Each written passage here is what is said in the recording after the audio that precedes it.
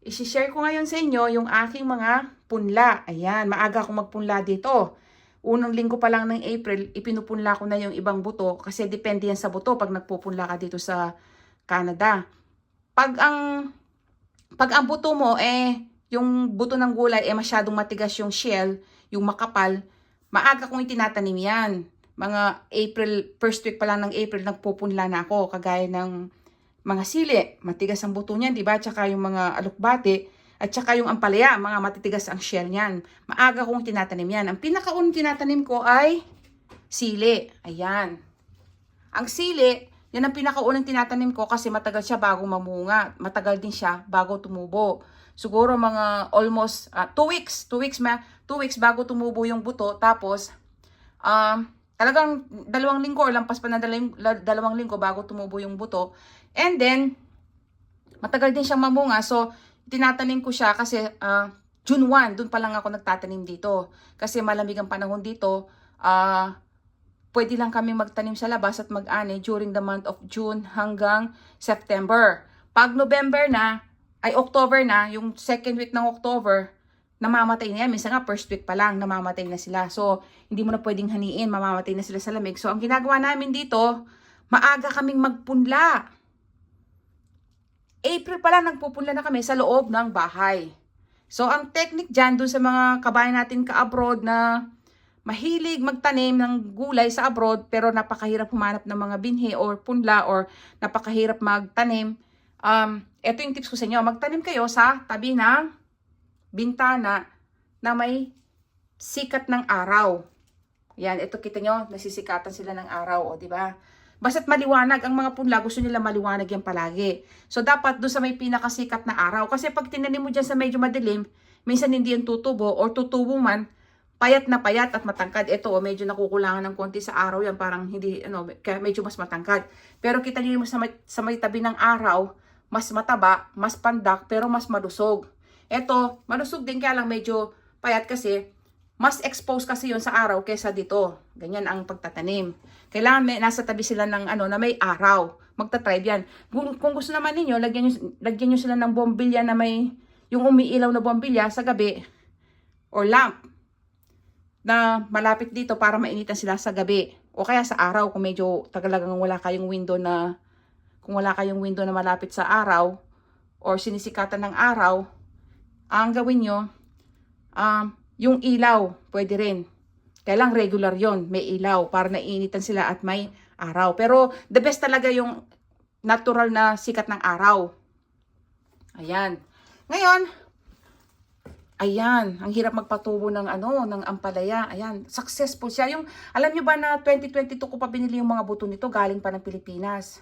So, nag-worry ako kasi yung mga buto ng halaman na galing sa Pilipinas, minsan, kahit naman aning klase ng buto, kapag pala ang buto ng mga halaman or bulaklak or mga gulay, pag yan ay lumampas na ng 5 taon, lalo na pag malapit na mag 7 years or 10 years, delikado na talagang hindi tumubo. Ganun pala yung mga buto. Ngayon, eto, dahil itinanim ko lahat yung natira ko kasi ilang 2 taon ko nang inunti-unti yung pagtatanim. So yung natira, tinanim ko na lahat. At hindi ko akalain na tumubo lahat. Ibig sabihin, maganda yung butong nabili ko. Hopefully, maganda rin siya mamunga at magdahon. Yun ang importante sa akin. Ayan, medyo napaaga yata yung pag-ano ko. Pero magagawa natin ng paraan yan. Yung papupunla ko, napaaga.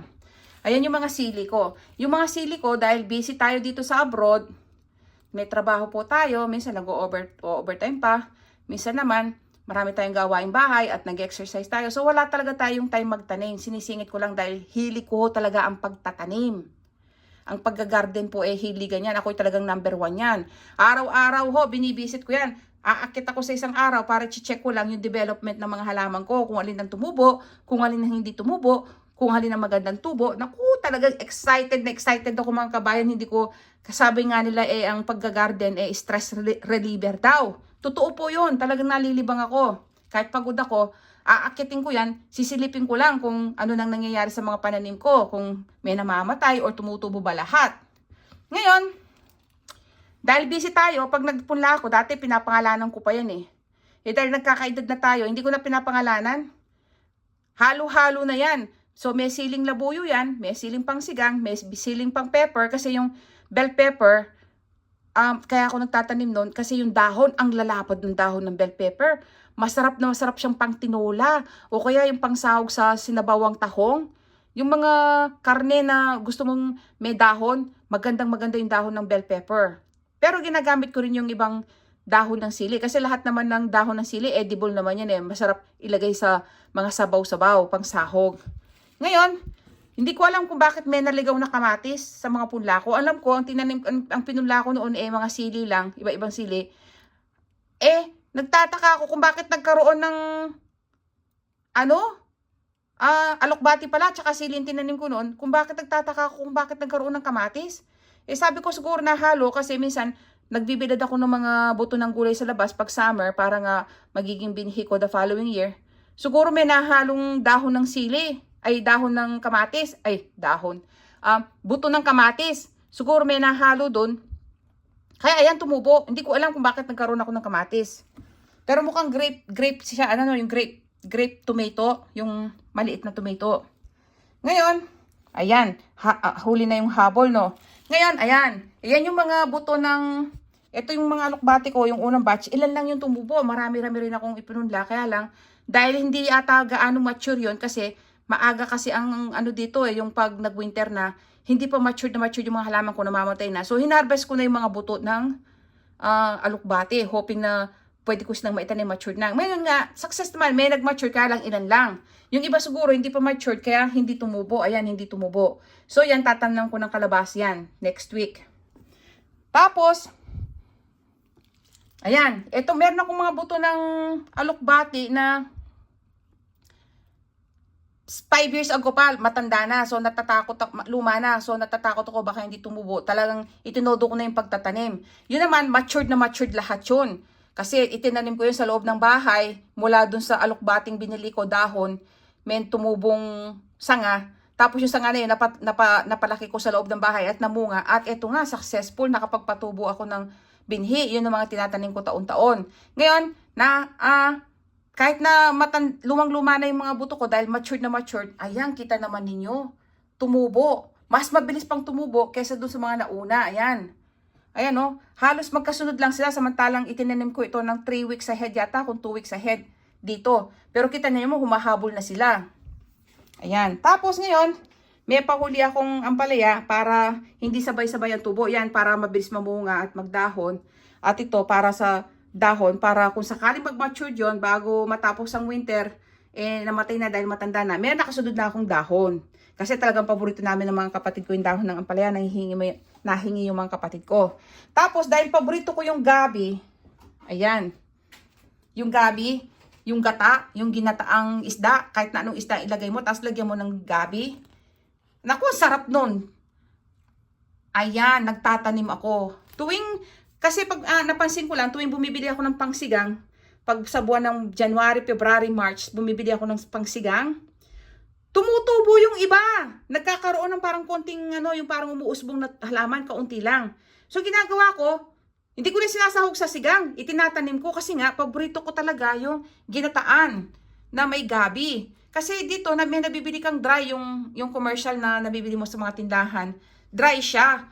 Parang hindi na siya masarap pag ininuto mo. Pero ito, pag fresh ito, nilagay mo sa isda, naggataka. Naku, napakasarap ng ginataang isda.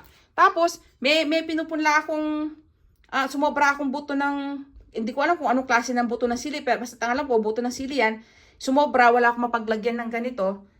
Sinabog ko lang dito, mas mabilis pang tumubo. Ayun, sabog-sabog lang dyan. So, labo-labo na lang yung sili ko dyan. Ang habol ko lang naman dyan, yung dahon. Saka yung aking mga gabi. Tapos, may humabol pa. Ayan. Bumili ako ng pangsigang uli at na gabi at nakita ko tumutubo na naman. Tinanim ko uli, ayan, para mas marami kasi talagang gusto ko talaga yung dahon ng gabi, mga kabayan. So, alam nyo ba na yung bunga lang na nabibili nyo sa mga tindahan, pwede nyo patubuin yung pag sinwerte kayo, magkakaroon kayo ng dahon ng gabi. Tapos, pag malapit na yung winter, haharbisin ko yan, pati yung laman. Ako, ang sarap sa ginataan yan. Tapos, dahil mahilig ako sa talbos ng kamote kasi maganda yung pinaglagaan ng dahon ng kamote, inumin nyo. Naku, gamot po sa anemic yan. Gamot sa anemic at sa maraming bagay, para din siyang herbal medicine. So ngayon, masarap din siyang salad, yung dahon, di ba?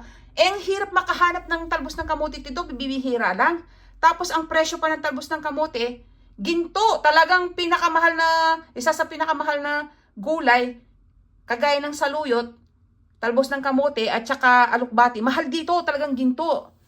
Nako, ngayon, bihira lang ako makita. Tapos, ang ginawa ko, para makapagtanim ako sa June 1 ng talbos ng kamote, nagpapatubo ako gamit yung bunga. Ayan. Gamit yung bunga, mga kabayan. Ganyan. So, pinuputol ko lang yung ibaba. Ayan, putulin nyo para mas mabilis ang tubo. Tapos, ibabad mo yung kamote. Yung kalahati ng kamote. Kalahati lang yung sa tubig, babad. Tapos, tutubo na yan. Ayan, ganyan siya. Alam nyo pa na dati na ako nag-vlog? Nag-vlog ako dati. Hindi ko at natapos yun. Kasi, inumpisahan ko kasi English Nag-nosebleed ako. Kaya ang ginawa ko, gumawa uli ako ng channel ko na Tagalog para mas madaling mag-explain. Ayan. Kita nyo? Gardening yun, mga kabayan. Yung unang vlog ko, puro gardening. Nakakapagod yun kasi kailangan mo pang mag-garden palagi. Ang hirap mag-garden kasi matakaw sa time. Nagtatrabaho tayo. Kaya, ginawa ko, nag-vlog na lang ako ng halo-halo. Ayan, so nakita nyo, ang ganda ng tubo ng mga kamote ko, no? So, sa June 1, makapal na yan, mga kabayan. Magsasawa na ako sa talbos ng kamote. Tapos, siguraduhin lang yung mga kabayan na hatiin nyo yung kamote sa ilalim para mas mabilis ang sipsip ng tubig. Doble bilis yung pagtubo niya kaysa doon sa hindi pinuputol. Kasi na-experiment ko na yan, yung pagtatanim yan, ilang beses na. So, nalalaman ko na paano mabilis magpatubo ng talbos ng kamote gamit yung bunga. Tapos ngayon, kung pwede, araw-araw, spray nyo ng konti yung labas. Yan, o kaya basain nyo ng malamig na tubig yung labas, mas lalong mabilis ang tubo. Kasi dati nagtanim ako, ganyan siya buo, hindi ko pinutol sa ibaba. Tapos, ang nangyari, hindi ko rin ini-spray. Ang tagal! 3 weeks hanggang 1 buwan bago tumubo. Ngayon, 2 weeks lang. Within 2 weeks, uusbong na yung mga, 2 weeks lang mahigit. Or 2 weeks lang, uusbong na yan, mabilis na. Tapos, ang bilis ng pagtubo. Ayan, kita nyo, ang kapal, no? Tapos, nagtanim ako ng kalabasa. Paborito ko kasi yung bulaklak ng kalabasa, at saka yung mga kapatid ko. Ano kasi yung bulaklak ng kalabasa? O para sa mga hindi nakakaalam, ang bulaklak ng kalabasa ay napakaraming sustansyang na idudulot. Unang-unang nagustuhan ko doon yung iron. Tapos yung fiber, maganda siya sa digestive system. Ano siya, contra colon cancer. O, di ba? Tapos marami siya mga vitamin A. Ang iron niya, rich. Ayan, may tumubo na. Ayan.